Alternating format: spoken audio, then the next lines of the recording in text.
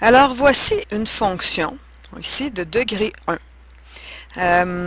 On a la distance en mètres en fonction du temps en secondes. Alors, si par exemple, quelqu'un court 4 mètres par seconde, puis passe dans une course par exemple, puis qu'on lui accorde un petit handicap de 2 mètres. Donc, il y a déjà 2 mètres à l'avance qui est parcouru. Alors ça pourrait représenter la règle qui nous donnerait la distance parcourue, donc selon le temps, avec cette vitesse-là de 4 mètres par seconde. Alors, si on faisait une table de valeurs, on pourrait dire, ben, à 0 secondes, combien qu'il a parcouru, à 1 seconde, à 2 secondes, à 3 secondes, à 4 secondes. Donc, on s'intéresse dans le fond à la distance parcourue en fonction du temps. Le temps, c'est ma variable indépendante parce que je peux savoir déjà, je peux déterminer à l'avance pour tel temps, pour tel autre temps, pour tel autre temps, pour tel autre temps, qu'est-ce que je peux faire comme distance. Donc, de là, je veux arriver à là, ici. Donc, à 0 ici, il n'y a plus rien, il nous reste 2.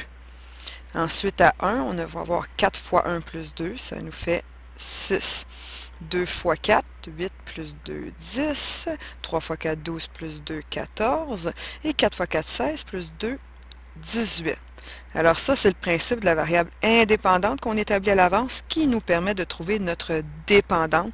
Dans ce cas-ci, la distance. Ça donne ici, évidemment, cette droite-là. Ça, c'est notre distance. Ça, c'est notre temps.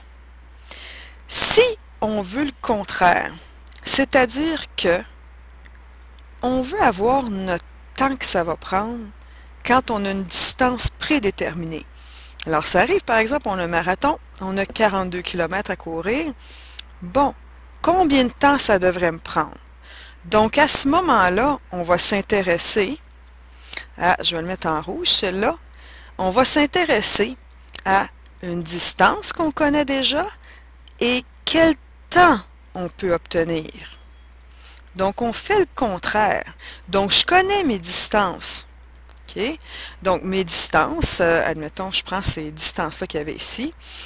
Si j'ai fait 2 mètres, j'ai 2 mètres à faire. Si j'ai 6 mètres à faire. Si j'ai 10 mètres à faire. Si j'ai 14 mètres à faire. Combien de temps ça va me prendre?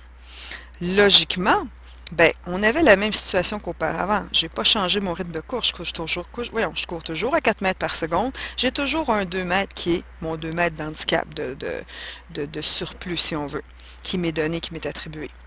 Donc, je vais avoir les mêmes résultats. C'est-à-dire que si j'ai une distance de 2 mètres, c'est parce que j'avais un temps de 0 secondes. Si j'ai à courir une distance de 6 mètres, ben, ça va me prendre 1 seconde. Si j'ai une distance parcourue de 10 mètres ici, ça va me prendre 2 secondes. 14 mètres, ça va me prendre 3 secondes. Donc, si on regarde ça graphiquement, alors à 2, j'ai 0. À 6, 4, 6 qui est ici, j'ai 1. À 10, donc 6, 8, 10, j'ai 2. À 14, donc j'étais à 10 ici, 12, 14, j'ai 3. Alors, ça va me faire une droite qui est comme ceci.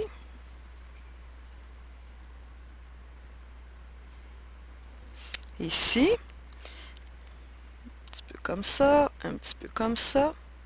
Et voilà, j'ai ma droite. OK? Donc, ma droite, c'est maintenant une droite qui traite du temps.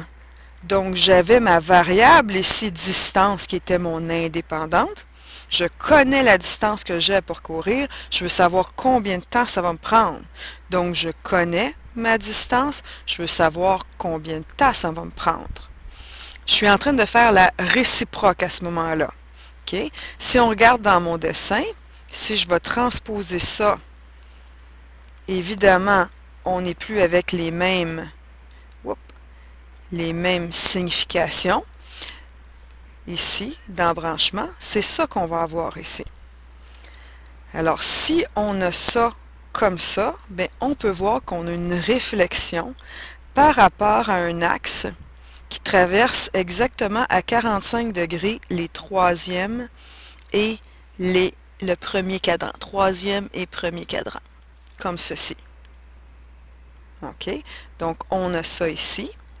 Si toutefois, des fois, on a de la difficulté à le figurer, bien, on peut se le mettre debout comme ça. Donc, l'autre axe qui est comme ça figure d'axe de symétrie ou de miroir.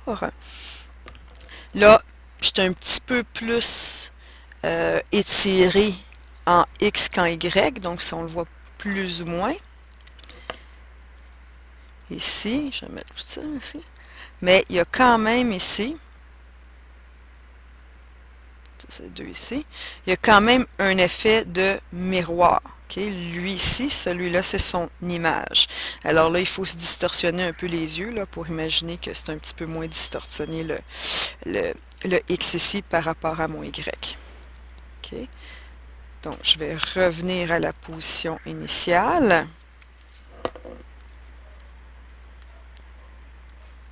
Comme ceci. OK. Maintenant, évidemment, là, on est rendu, on ne peut pas mettre ici D en fonction de T, ni T en fonction de D quand on a aux deux comme ça. Tout ce qu'on sait à ce moment-là, c'est que largement, on a Y en fonction de X. Dans ce cas-ci, mon Y vaut T. Dans ce cas-ci, D, pardon, ici c'est D, ici le Y vaut T. OK? Comment on fait pour la trouver, cette règle-là? C'est simple, on a juste à isoler notre T. Donc ici, si je veux isoler mon T en fonction de D, je fais moins 2, donc moins 2 de chaque côté.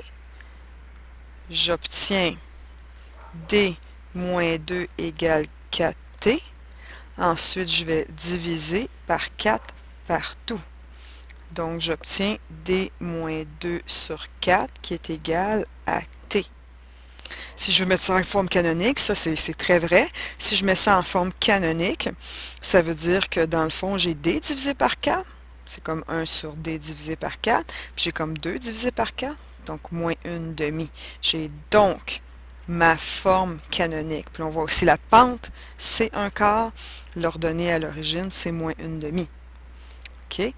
Donc, on a ici T en fonction de D.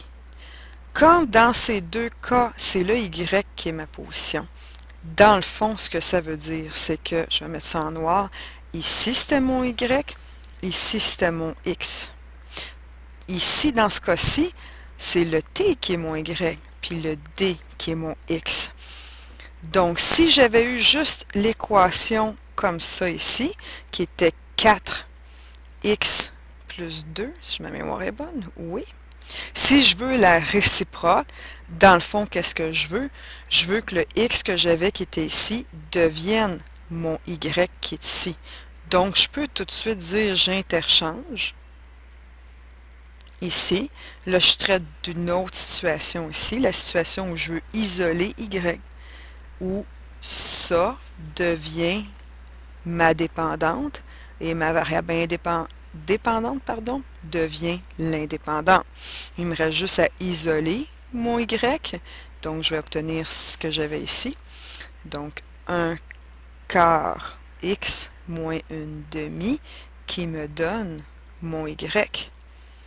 J'ai donc une nouvelle fonction ici. C'est celle qui me donne à partir de ma distance mon temps. Donc, à partir de ma distance, mon temps ici. Donc, j'ai juste à remplacer par n'importe quel chiffre. Je fais un petit calcul ici rapide de ce côté-là et j'obtiens tout de suite mon inconnu. Ma variable qui est indépendante. Dépendante, pardon. Variable dépendante. Ben, c'est ça. Voilà. Bye.